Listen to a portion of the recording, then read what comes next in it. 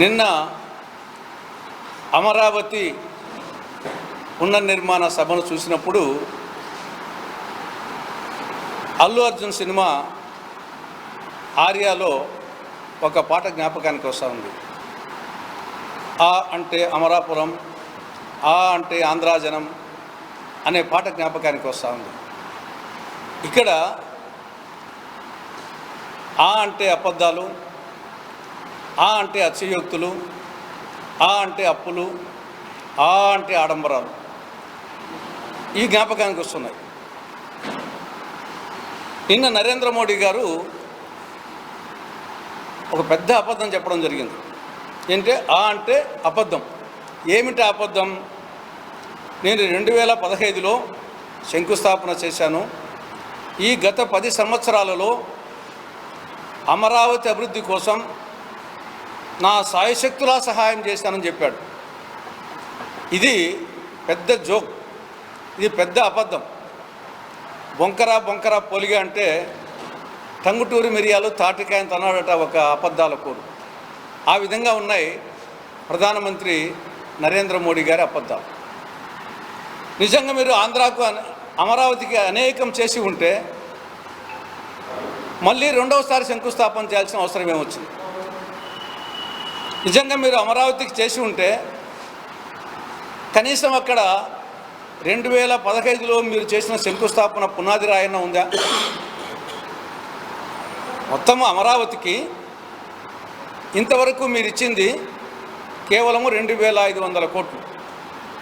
ఇవ్వాల్సిందేమో కొండంత, ఇచ్చిందేమో గోరంత. నిన్న మీరు శంకుస్థాపన చేసిందే 49,040 కోట్లకు.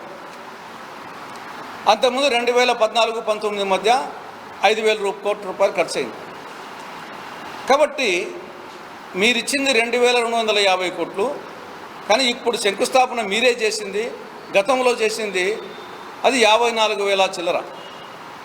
కాబట్టి ఏ విధంగా మీరు వచ్చేసి అమరావతికి నేను సంపూర్ణ మద్దతు ఇస్తానని చెప్తున్నారు? కాబట్టి ఇది పచ్చి అబద్ధం. రెండవది ఆ అంటే అతిశయోక్తులు. ఏం చెప్పాడు ఆయన? అమరావతి అనేది ఇది ఒక రాజధాని కాదు, ఇది ఒక శక్తి. అమరావతి అనేది భారతదేశానికి ఒక ఇంజన్గా, గ్రోత్ ఇంజన్గా పనిచేస్తుందని చెప్పడం జరిగింది. ఇదే మాటలు 2015 అక్టోబర్ 22న విజయదశమి నాడు పార్లమెంటు మట్టి, యమునా నది నీటిని తెచ్చి ఆ రోజు చంద్రబాబు నాయుడు గారు ఒక పక్క, వెంకయ్యనాయుడు గారు ఉపరాష్ట్రపతి ఆయన ఒక పక్క ప్రజా సమక్షంలో ఏం చెప్పాడన్నాడు నరేంద్ర మోడీ గారు? ఢిల్లీని తలదన్నే రాజధానిని ఆంధ్రప్రదేశ్కి ఇస్తానని చెప్పావు. ఢిల్లీని తలదన్నే. ఇప్పుడు పరిస్థితి ఏమి? మళ్ళీ రెండోసారి శంకుస్థాపన చేస్తున్నాం. కాబట్టి అమరావతి ఒక శక్తి అంట, దేశానికి ఒక గ్రోత్ ఇంజన్గా చేస్తా అంట. ఈ 10 ఏళ్లలో చేస్తా అంటే ఎవరన్నా వద్దన్నారా? నీకేమన్నా అడ్డుపన్నారా? కాబట్టి ఇది అతిశయోక్తి. మూడవది అప్పులు. ఆ అంటే అప్పులు. ఇక్కడ విభజన చట్టంలో సెక్షన్ 94 సబ్సెక్షన్ 3 ప్రకారంగా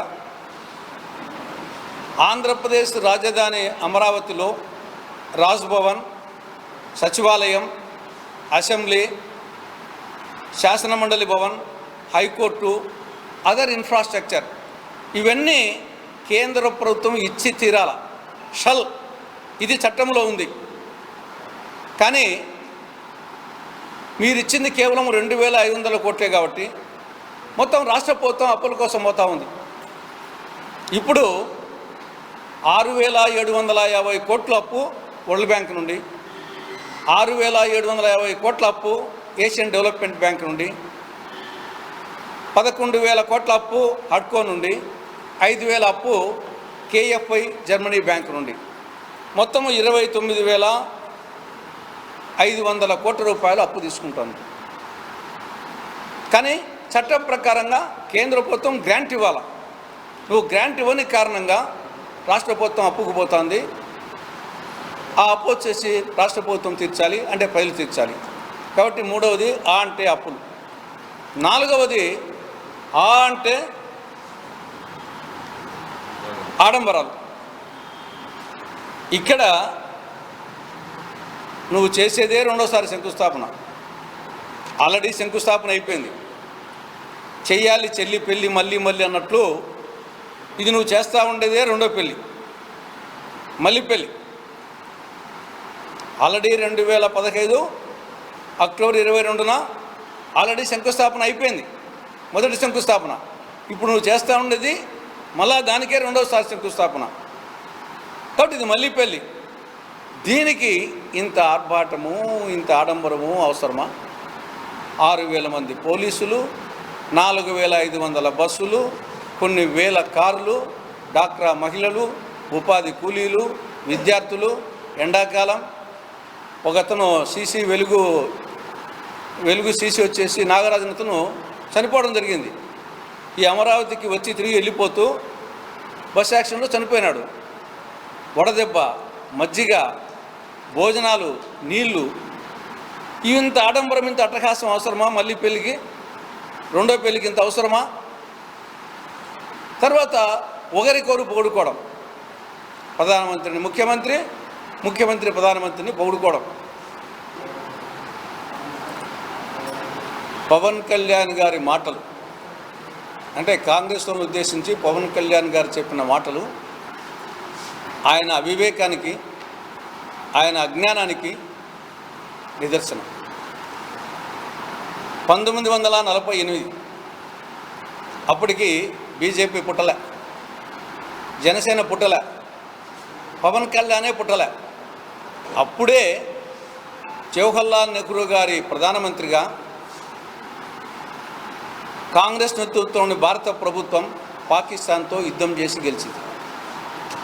రెండవది 1965 అప్పటికి బీజేపీ పుట్టలే, జనసేన పుట్టలే, పవన్ కళ్యాణ్ పుట్టలే.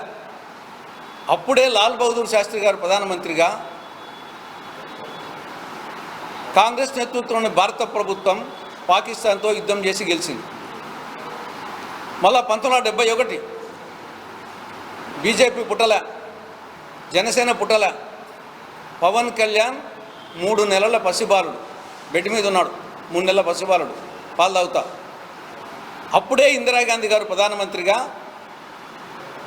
పాకిస్తాన్తో యుద్ధం చేసి ఆ దేశాన్ని 2 ముక్కలు చేయడమే కాకుండా 90,000 మంది పాకిస్తాన్ సైనికులను బందీలుగా పట్టుకొని మళ్ళా మానవతా దృక్పథంతో వదిలిపెట్టడం జరిగింది. అప్పటికి ఈయన 3 నెలల బాలుడు. తర్వాత ఈ దేశం కోసం 3 కాంగ్రెస్ అగ్రనాయకులు ఆత్మ బలిదానం చేశారు.